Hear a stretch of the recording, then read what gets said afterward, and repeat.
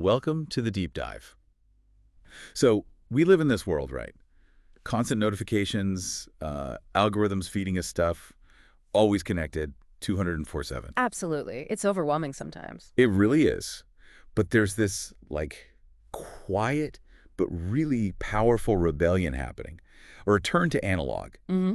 For this deep dive, we looked into a fascinating source called the offline rebellion, why digital natives are gravitating towards analog experiences in an overconnected world. Really interesting stuff. Yeah.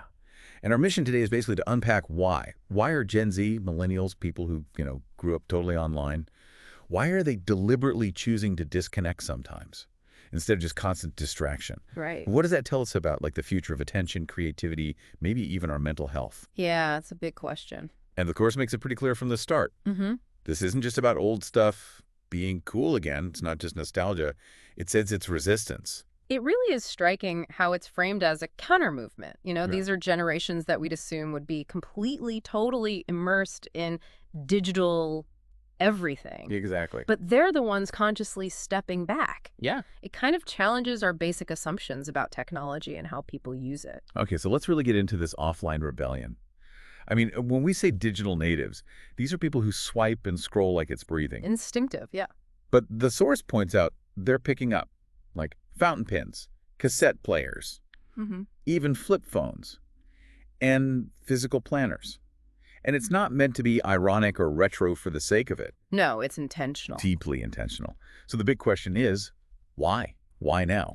Well, that gets to a really crucial point about the cognitive cost, what all this constant connectivity actually does to our brains. Okay. The source talks about this concept, digital burnout.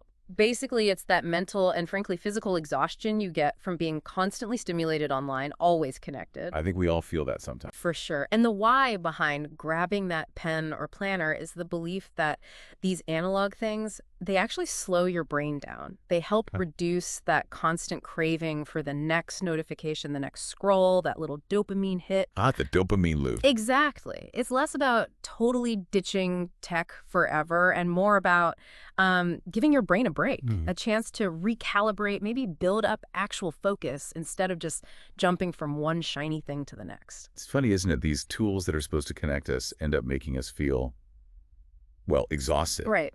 I have to ask, what resonates with you about that feeling of digital overload?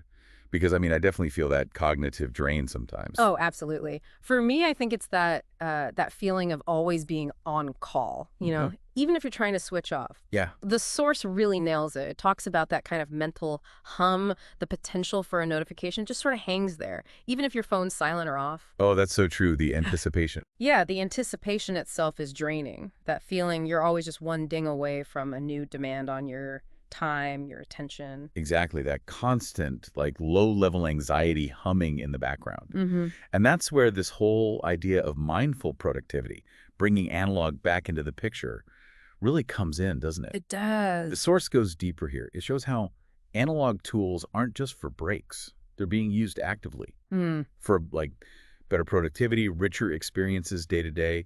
How does that actually look? Well, we're seeing what the source calls a mindful productivity movement. Things like bullet journaling. Have you seen that? Yeah, it's huge. It is. And using things like Pomodoro timers, those little timers for focused work bursts. Oh, yeah, the tomato timer. Right. Or even just, getting out pens and paper for a brainstorming session instead of using an app. And these aren't just like quirky fads. The source suggests these are becoming real practices for professionals, for creatives. They're using these analog methods specifically to get some control back over their time, their ideas, to get away from those endless, fragmented digital to-do lists. That makes sense. Pulling away from the fragmentation. And if you broaden that out a bit, it connects to this idea of reclaiming intimacy in media. Think about music lovers getting back into vinyl records instead of just streaming on Spotify. Yeah, vinyl's definitely having a moment. Or people going back to movie theaters, making an event of it again. And book clubs, apparently they are absolutely booming. Wow. And the source makes a really key point here. For these people, it's often not about, say, better sound quality on vinyl or higher definition at the cinema. It's about presence. Presence. Okay. Yeah, the physical act, putting the needle on the record, sitting in that dark theater with others, actually turning the pages of a physical book. It forces you kind of to be in the moment, to really engage without your phone buzzing in your pocket. Right. You can't easily multitask with a record player or in a cinema. Exactly. It demands your full attention. And this isn't just individuals doing their own thing, is it? It's becoming more communal. You mentioned the rise of no-tech zones. Yeah, that's another layer. The source highlights things like digital detox retreats becoming popular. Right, I've heard of those. And phone-free music festivals or cafes that actively discourage devices. These aren't just places to unplug for an hour. They're actually building communities around this idea of intentional offline living. Wow, like a shared value. It's a collective choice, yeah. Finding solidarity with others and stepping away from the noise for a bit. It's fascinating how people are actively seeking out these kinds of spaces. It really is fascinating how something that starts as maybe a personal need for balance can actually start to ripple out and shape the culture. Definitely. So, beyond just personal choices, this seems like it's becoming a bigger trend. It must have wider cultural, maybe even economic implications. How's it showing up in the market? Well, that's another really interesting angle the source explores, how analog has become a luxury statement. The luxury statement. How so?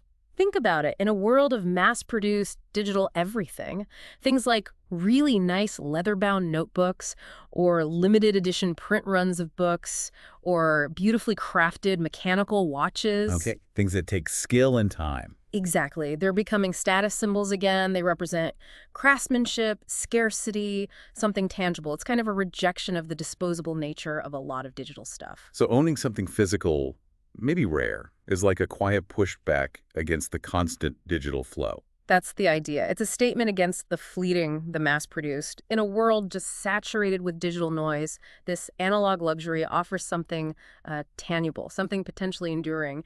And that kind of value feels increasingly rare, so people seek it out. And our business is picking up on this? Oh, for sure. Offline as a business model is definitely emerging. Brands are starting to really get this desire for something tangible, something exclusive. How are they doing that? Well, we're seeing companies doing limited physical-only product drops. You can only buy it in person or in a specific format. Creates buzz, I guess. It does. Or offering exclusive print newsletters instead of just email. Hosting experiential pop-up events that they deliberately don't promote heavily online. Interesting. So they're using the lack of digital presence as a selling point. Kind of. It creates a sense of occasion, a unique connection that maybe endless targeted ads can't quite replicate. In a world where everything digital aims to be frictionless, these brands are finding that creating a bit of intentional friction can actually build deeper loyalty, a sense of belonging. Huh.